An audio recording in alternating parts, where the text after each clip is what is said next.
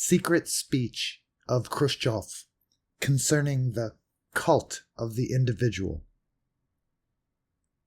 Comrades, in the Party Central Committee's report at the 20th Congress, and in a number of speeches by delegates to the Congress, as also formerly during plenary CC/CPSU sessions, quite a lot has been said about the cult of the individual and about its harmful consequences. After Stalin's death, the Central Committee began to implement a policy of explaining concisely and consistently that it is impermissible and foreign to the spirit of Marxism-Leninism to elevate one person, to transform him into a superman possessing supernatural characteristics akin to those of a god. Such a man supposedly knows everything, sees everything, thinks for everyone, can do anything, is infallible in his behavior. Such a belief about a man, and specifically about Stalin, was cultivated among us for many years. The objective of the present report is not a thorough evaluation of Stalin's life and activity. Concerning Stalin's merits, an entirely sufficient number of books, pamphlets, and studies had already been written in his lifetime. The role of Stalin in the preparation and execution of the socialist revolution, in the Civil War, and in the fight for the construction of socialism in our country is universally known. Everyone knows it well. At present, we are concerned with a question which has immense importance for the party now and for the future, with how the cult of the person of Stalin has been gradually growing, the cult which became at a certain specific stage the source of a whole series of exceedingly serious and grave perversions of party principles, of party democracy, of revolutionary legality. Because not all as yet realize the practical consequences resulting from the cult of the individual, or the great harm caused by violation of the principle of collective party direction, and by the accumulation of immense and limitless power in the hands of one person, the Central Committee considers it absolutely necessary to make material pertaining to this matter available to the 20th Congress of the Communist Party of the Soviet Union. Allow me, first of all, to remind you how severely the classics of Marxism-Leninism denounced every manifestation of the cult of the individual. In a letter to the German political worker Wilhelm Bloss, Marx stated, "From my antipathy to any cult of the individual, I never made public, during the existence of the First International, the numerous addresses from various countries which recognized my merits, and which annoyed me. I did not even reply to them, except sometimes to rebuke their authors. Engels and I first joined the secret society of communists on the condition that everything making for superstitious worship of authority would be deleted from its statute. Lassalle subsequently did quite the opposite." Some time later, Engels wrote, "Both Marx and I have always been against any public manifestation with regard to individuals, with the exception of cases when it had an important purpose. We most strongly opposed such manifestations which during our lifetime concerned us personally. The great modesty of the genius of the revolution, Vladimir Ilyich Lenin, is known. Lenin always stressed the role of the people as the creator of history, the directing and organizational roles of the party as a living and creative organism, and also the role of the Central Committee. Marxism does not negate the role of the leaders of the working class in directing the revolutionary liberation movement. While ascribing great importance to the role of the leaders and organizers of the masses, Lenin at the same time mercilessly stigmatized every manifestation of the cult of the individual, inexorably combated foreign to Marxism views about a hero and a crowd, and countered all efforts to oppose a hero to the masses and to the people. Lenin taught that the party's strength depends on its indissoluble unity with the masses, on the fact that behind the party follows the people, workers, peasants, and the intelligentsia. Lenin said, "Only he who believes in the people, who submerges himself in the fountain of the living creativeness of the people, will win and retain power." Lenin spoke with pride about the Bolshevik Communist Party as the leader and teacher of the people. He called for the presentation of all the most important questions before the opinion of knowledgeable workers, before the opinion of their party. He said, "We believe in it. We see in it the wisdom, the honor, and the conscience of our epoch." Lenin resolutely stood against every attempt aimed at belittling or weakening the directing role of the party in the structure of the Soviet state. He worked out Bolshevik principles of party direction and norms of party life, stressing that the guiding principle of party leadership is its collegiality. Already during the pre-revolutionary years, Lenin called the Central Committee a collective of leaders and the guardian and interpreter of party principles. During the period between Congresses, Lenin pointed out, the Central Committee guards and interprets the principles of the party. Underlining the role of the Central Committee and its authority, Vladimir Ilyich pointed out, "Our Central Committee constituted itself as a closely centralized and highly authoritative group." During Lenin's life, the Central Committee was a real expression of collective leadership of the party and of the nation. Being a militant Marxist revolutionist, always unyielding in matters of principle, Lenin never imposed his views upon his co-workers by force. He tried to convince. He patiently explained his opinions to others.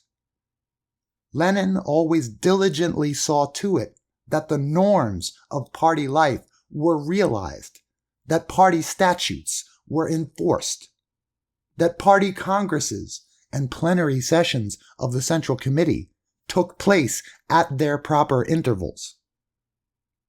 In addition to V.I. Lenin's great accomplishments for the victory of the working class and of the working peasants, for the victory of our party, and for the application of the ideas of scientific communism to life, his acute mind expressed itself also in this. He detected in Stalin, in time, those negative characteristics which resulted later in grave consequences. Fearing the future fate of the party and of the Soviet nation, V.I. Lenin made a completely correct characterization of Stalin. He pointed out that it was necessary to consider transferring Stalin from the position of party general secretary because Stalin was excessively rude, did not have a proper attitude toward his comrades, and was capricious, and abused his power. In December 1922, in a letter to the Party Congress, Vladimir Ilyich wrote, "After taking over the position of General Secretary, Comrade Stalin accumulated immeasurable power in his hands, and I am not certain whether he will always be able to use this power with the required care. This letter, a political document of tremendous importance, known in the party's history as Lenin's Testament, was distributed among you delegates to this 20th Party Congress. You have read it and will undoubtedly read it again more than once. You might reflect on Lenin's plain words, in which expression is given to Vladimir Ilyitch's anxiety concerning the party, the people, the state, and the future direction of party policy. Vladimir Ilyitch said, "Stalin is excessively rude, and this defect, which can be freely tolerated in our midst and in contacts among us communists, becomes a defect which cannot be tolerated in one holding the position of General Secretary. Because of this, I propose that the comrades consider the method by which Stalin would be removed from this position and by which another man would be selected for it. A man who, above all, would differ from Stalin in only one quality, namely, greater tolerance, greater loyalty, greater kindness, and more considerate attitude toward the comrades, a less capricious temper, etc." This document of Lenin's was made known to the delegates at the 13th Party Congress, who discussed the question of transferring Stalin from the position of General Secretary. The delegates declared themselves in favor of retaining Stalin in this post, hoping that he would heed Vladimir Ilyitch's critical remarks and would be able to overcome the defects which caused Lenin serious anxiety. Comrades, the Party Congress should become acquainted with two new documents which confirm Stalin's character, as already outlined by Vladimir Ilyich Lenin in his Testament. These documents are a letter from Nadia Konstantinovna Krupskaya to Lev Kamenev, who was at that time head of the Politburo, and a personal letter from Vladimir Ilyich Lenin to Stalin. I will now read these documents. Lev Borisovich! Because of a short letter which I had written in words dictated to me by Vladimir Ilyich by permission of the doctors, Stalin allowed himself yesterday an unusually rude outburst directed at me. This is not my first day in the party. During all these 30 years, I have never heard one word of rudeness from any comrade. The party's and Ilyitch's business is no less dear to me than to Stalin. I need maximum self-control right now. What one can and what cannot discuss with Ilyich, I know better than any doctor, because I know what makes him nervous and what does not. In any case, I know it better than Stalin. I am turning to you and to Grigory Zinoviev, as much closer comrades of Vladimir Ilyich. I beg you to protect me from rude interference with my private life and from vile invectives and threats. I have no doubt what the Control Commission's unanimous decision in this matter, with which Stalin sees fit to threaten me, will be. However, I have neither strength nor time to waste on this foolish quarrel, and I am a human being, and my nerves are strained to the utmost. Nadia Krupskaya. Nadia wrote this letter on December 23, 1922. After 2.5 months in March 1923, Vladimir Ilyich Lenin sent Stalin the following letter. To Comrade Stalin. Copies for Kamenev and Zinoviev.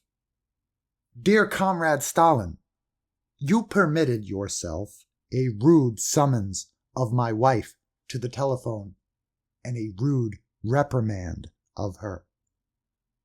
Despite the fact that she told you that she agreed to forget what was said, nevertheless, Zinoviev and Kamenev heard about it from her. I have no intention to forget so easily that which is being done against me. I need not stress here that I consider as directed against me that which is being done against my wife.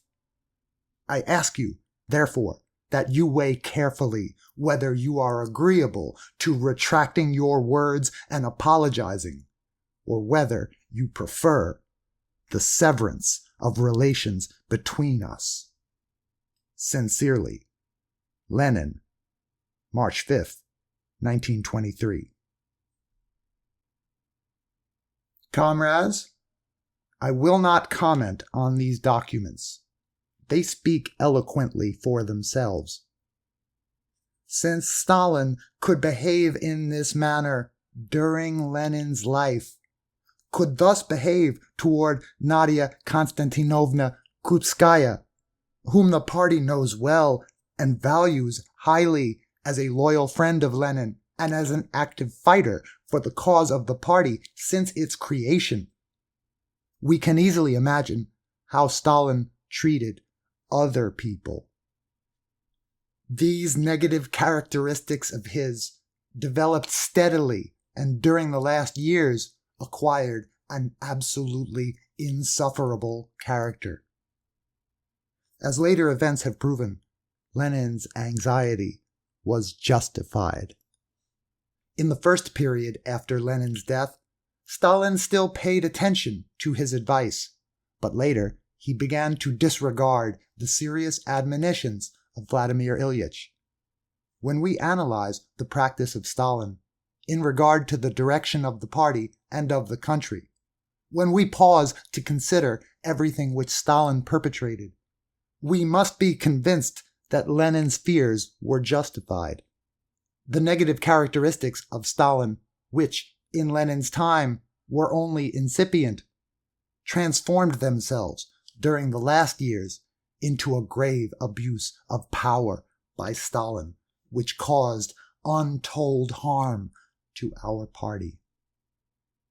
We have to consider seriously and analyze correctly this matter in order that we may preclude any possibility of a repetition in any form whatever of what took place during the life of Stalin, who absolutely did not tolerate collegiality in leadership and in work, and who practiced brutal violence not only toward everything which opposed him, but also toward that which seemed to his capricious and despotic character contrary to his concepts. Stalin acted not through persuasion, explanation, and patient cooperation with people, but by imposing his concepts and demanding absolute submission to his opinion. Whoever opposed these concepts, or tried to prove their own viewpoint and the correctness of their own position, was doomed to removal from the leadership collective, and to subsequent moral and physical annihilation. This was especially true during the period following the 17th Party Congress, when many prominent party leaders and rank-and-file party workers, honest and dedicated to the cause of communism, fell victim to Stalin's despotism. We must affirm that the party fought a serious fight against the Trotskyites, rightists, and bourgeois nationalists, and that it disarmed, ideologically, all the enemies of Leninism. This ideological fight was carried on successfully, as a result of which the party became strengthened and tempered, Here, Stalin played a positive role. The party led a great political ideological struggle against those in its own ranks who proposed anti-Leninist theses, who represented a political line hostile to the party and to the cause of socialism. This was a stubborn and a difficult fight, but a necessary one, because the political line of both the Trotskyite, Zinovьevite bloc and of the Bukharinites led actually toward the restoration of capitalism and toward capitulation to the world bourgeoisie. Let us consider for a moment what would have happened if, in 1928 to 1929, the political line of right deviation had prevailed among us, or orientation toward cotton dress industrialization, or toward the kulak, etc. We would not now have a powerful heavy industry. We would not have the kolkhozes. We would find ourselves disarmed and weak in a capitalist encirclement. It was for this reason that the party led an inexorable ideological fight, explaining to all members and to the non-party masses the harm and the danger of the anti-Leninist proposals of the Trotskyite opposition and the rightist opportunists. And this great work of explaining the party line bore fruit. Both the Trotskyites and the rightist opportunists were politically isolated. An overwhelming party majority supported the Leninist line, and the party was able to awaken and organize the working masses to apply the Leninist line and to build socialism. A fact worth noting is that extreme repressive measures were not used against the Trotskyites, the Zinovievites, the Bukharinites, and others during the course of the furious ideological fight against them. The fight in the 1920s was on ideological grounds. But some years later, when socialism in our country was fundamentally constructed, when the exploiting classes were generally liquidated, when Soviet social structure had radically changed, when the social basis for political movements and groups hostile to the party had violently contracted, when the ideological opponents of the party were long since defeated politically, then repression directed against them began. It was precisely during this period, 1935, 1937, 1938, that the practice of mass repression through the government apparatus was born, first against the enemies of Leninism, Trotskyites, Zinovievites, Bukharinites, long since politically defeated by the party, and subsequently also against many honest communists, against those party cadres who had borne the heavy load of the Civil War and the first and most difficult years of industrialization and collectivization, who had fought actively against the Trotskyites and the rightists for the Leninist party line. Stalin originated the concept enemy of the people. This term automatically made it unnecessary that the ideological errors of a man or men engaged in a controversy be proven. It made possible the use of the cruelest repression, violating all norms of revolutionary legality against anyone who in any way disagreed with Stalin, against those who were only suspected of hostile intent, against those who had bad reputations. The concept enemy of the people actually eliminated the possibility of any kind of ideological fight or the making of one's views known on this or that issue, even issues of a practical nature. On the whole, the only proof of guilt actually used, against all norms of current legal science, was the confession of the accused himself. As subsequent probing has proven, confessions were acquired through physical pressures against the accused. This led to glaring violations of revolutionary legality, and to the fact that many entirely innocent individuals who in the past had defended the party line became victims. We must assert that, in regard to those persons who in their time had opposed the party line, there were often no sufficiently serious reasons for their physical annihilation.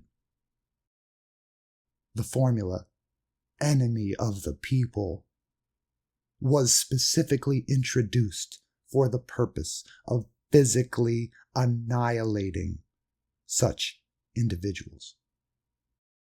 It is a fact that many persons who were later annihilated as enemies of the party had worked with Lenin during his life.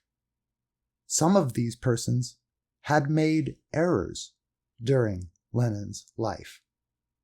But, despite this, Lenin benefited by their work. He corrected them, and he did everything possible to retain them in the ranks of the party. He induced them to follow him. In this connection, the delegates to the party congress should familiarize themselves with an unpublished note by V.I. Lenin, directed to the Central Committee's Politburo in October 1920, outlining the duties of the Party Control Commission. Lenin wrote that the commission should be transformed into a real, quote, organ of party and proletarian conscience, end quote. Quote continues, as a special duty of the Control Commission, there is recommended a deep, individualized relationship with, and sometimes even a type of therapy for the representatives of the so-called oppositions, those who have experienced a psychological crisis because of failure in their Soviet or party career. An effort should be made to quiet them, to explain the matter to them in a way used among comrades, to find for them, avoiding the method of issuing orders, a task for which they are psychologically fitted. Advice and rules relating to this matter are to be formulated by the Central Committee's Organizational Bureau, etc. Everyone knows how irreconcilable Lenin was with the ideological enemies of Marxism, with those who deviated from the correct party line. At the same time, however, Lenin, as is evident from the given document, in his practice of directing the party, demanded the most intimate party contact with people who had shown indecision or temporary nonconformity with the party line, but whom it was possible to return to the party path. Lenin advised that such people should be patiently educated without the application of extreme methods. Lenin's wisdom in dealing with people was evident in his work with cadres. An entirely different relationship with people characterized Stalin. Lenin's traits, patient work with people, stubborn and painstaking education of them, the ability to induce people to follow him without using compulsion, but rather through the ideological influence on them of the whole collective, were entirely foreign to Stalin. He discarded the Leninist method of convincing and educating. He abandoned the method of ideological struggle for that of administrative violence, mass repressions, and terror. He acted on an increasingly larger scale and more stubbornly through punitive organs, at the same time often violating all existing norms of morality and of Soviet laws. Arbitrary behavior by one person encouraged and permitted arbitrariness in others. Mass arrests and deportations of many thousands of people, execution without trial and without normal investigation, created conditions of insecurity, fear, and even desperation. This, of course, did not contribute toward unity of the party ranks and of all strata of working people, but, on the contrary, brought about annihilation and the expulsion from the party of workers who were loyal but inconvenient to Stalin. Our party fought for the implementation of Lenin's plans for the construction of socialism. This was an ideological fight. Had Leninist principles been observed during the course of this fight, had the party's devotion to principles been skillfully combined with a keen and solicitous concern for people, had they not been repelled and wasted, but rather drawn to our side, we certainly would not have had such a brutal violation of revolutionary legality, and many thousands of people would not have fallen victim to the method of terror. Extraordinary methods would then have been resorted to only against those people who had in fact committed criminal acts against the Soviet system. Let us recall some historical facts.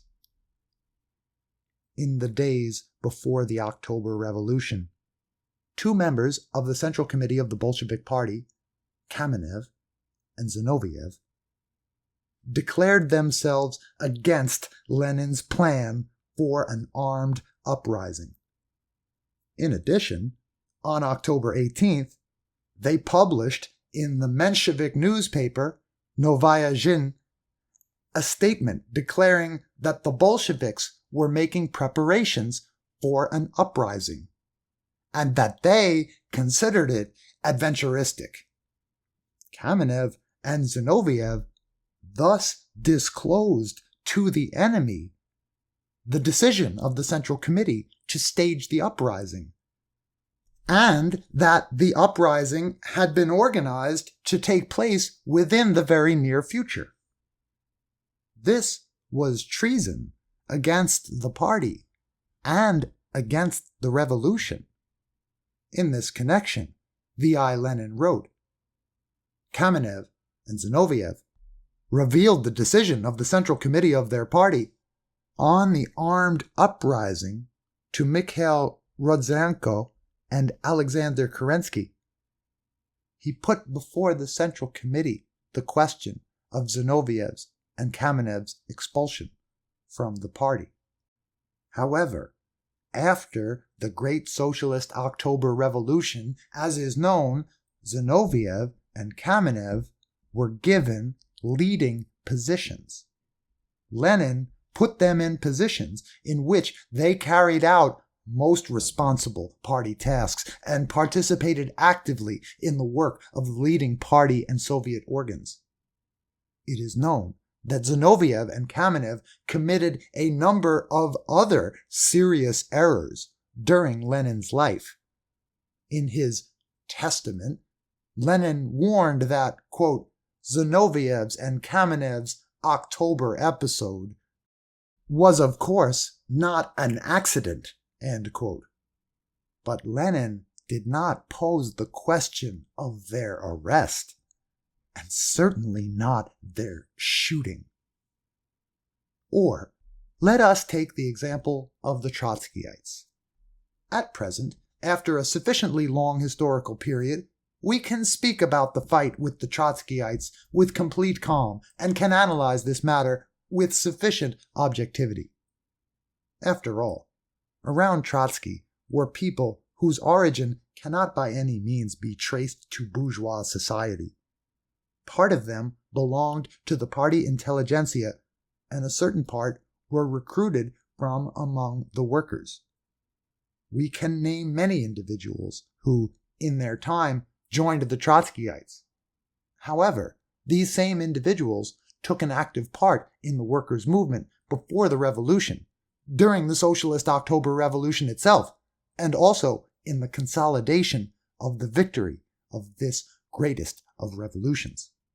Many of them broke with Trotskyism and returned to Leninist positions. Was it necessary to annihilate such people? We are deeply convinced that, had Lenin lived, such an extreme method would not have been used against any of them. Such are only a few historical facts. But can it be said that Lenin did not decide to use even the most severe means against enemies of the revolution when this was actually necessary? No, no one can say this. Vladimir Ilyich demanded uncompromising dealings with the enemies of the revolution and of the working class, and when necessary, resorted ruthlessly to such methods. You will recall only V.I. Lenin's fight with the socialist revolutionary organizers of the anti-Soviet uprising, with the counter-revolutionary kulaks in 1918, and with others, when Lenin, without hesitation, used the most extreme methods against the enemies.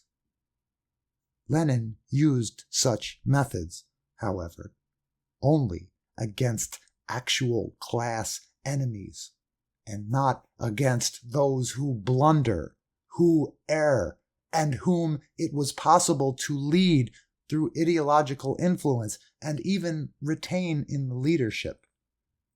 Lenin used severe methods only in the most necessary cases, when the exploiting classes were still in existence and were vigorously opposing the revolution, when the struggle for survival was decidedly assuming the sharpest forms, even including a civil war.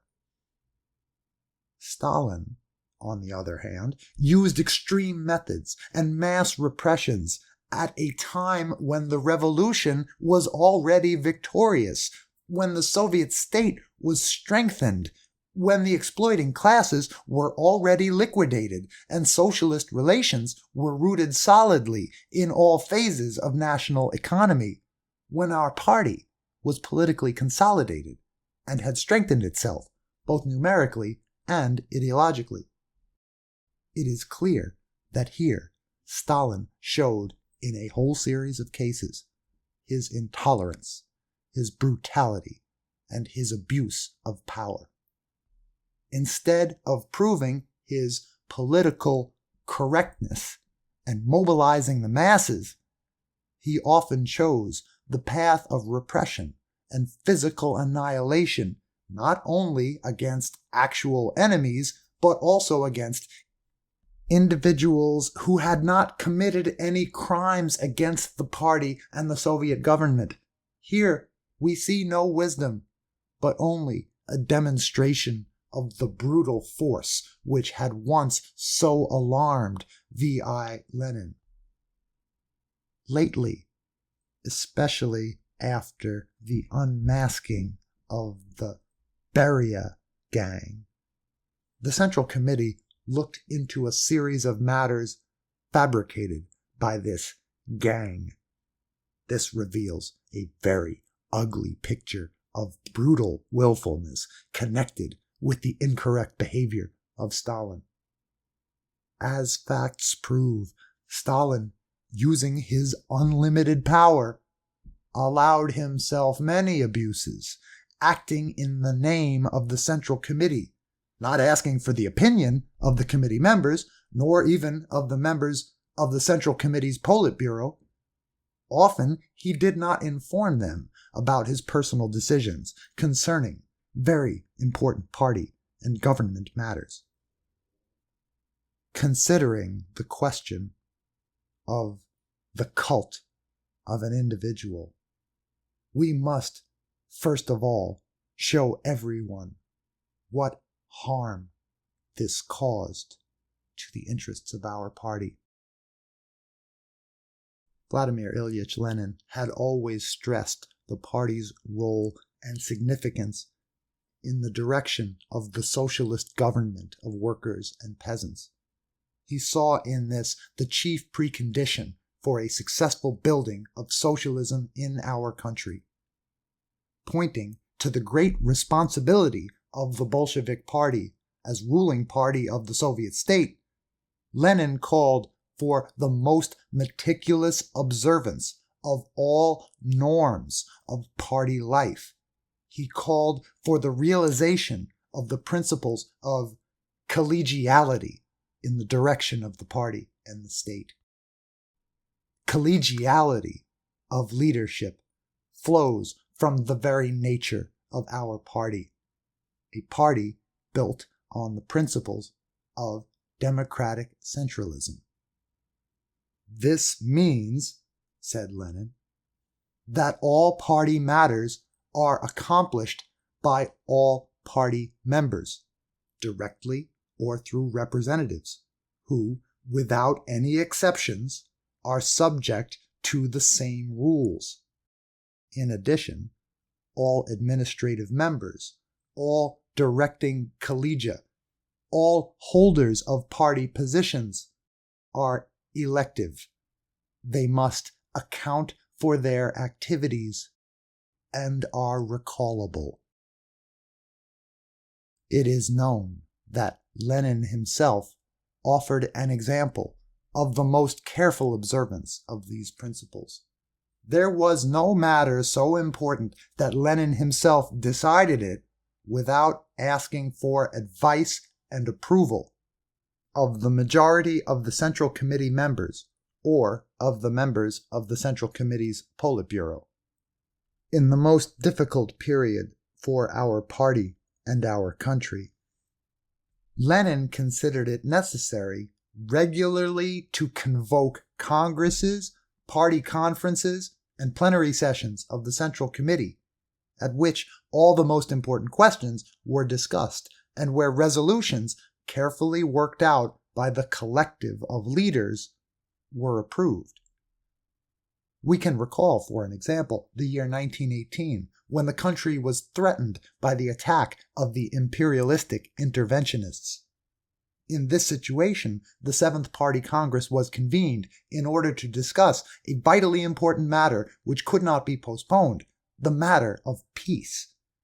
In 1919, while the Civil War was raging, the Eighth Party Congress convened, which adopted a new party program, decided such important matters as the relationship with the peasant masses, the organization of the Red Army, the leading role of the party in the work of the Soviets, the correction of the social composition of the party, and other matters. In 1920, the Ninth Party Congress was convened, which laid down guiding principles pertaining to the party's work in the sphere of economic reconstruction. In 1921, the Tenth Party Congress accepted Lenin's new economic policy and the historic resolution called On Party Unity. During Lenin's life, party congresses were convened regularly. Always, when a radical turn in the development of the party and the country took place, Lenin considered it absolutely necessary that the party discuss at length all the basic matters pertaining to internal and foreign policy and to questions bearing on the development of party and government. It is very characteristic that Lenin addressed to the Party Congress, as the highest party organ, his last articles, letters, and remarks. During the period between Congresses, the Central Committee of the party, acting as the most authoritative leading collective, meticulously observed the principles of the party and carried out its policy. So it was during Lenin's life. Were our party's wholly Leninist principles observed after the death of Vladimir Ilyich? Whereas during the first few years after Lenin's death, party congresses and Central Committee plenums took place more or less regularly. Later, when Stalin began increasingly to abuse his power, these principles were brutally violated. This was especially evident during the last 15 years of his life. Was it a normal situation when over 13 years elapsed between the 18th and 19th party congresses? Years during which our party and our country had experienced so many important events? These events demanded categorically that the party should have passed resolutions pertaining to the country's defense during the Great Patriotic War and to peacetime construction after the war. Even after the end of the war, a Congress was not convened for over 7 years. Central Committee plenums were hardly ever called. It should be sufficient to mention that during all the years of the Patriotic War, not a single Central Committee plenum took place. It is true that there was an attempt to call a Central Committee plenum in October 1941, when Central Committee members from the whole country were called to Moscow. They waited 2 days for the opening of the plenum, but in vain. Stalin did not even want to meet and talk to the Central Committee members. This fact shows how demoralized Stalin was in the first months of the war, and how haughtily and disdainfully he treated the Central Committee members. In practice, Stalin ignored the norms of party life and trampled on the Leninist principle of collective party leadership. We should, in all seriousness, consider the question of the cult of the individual.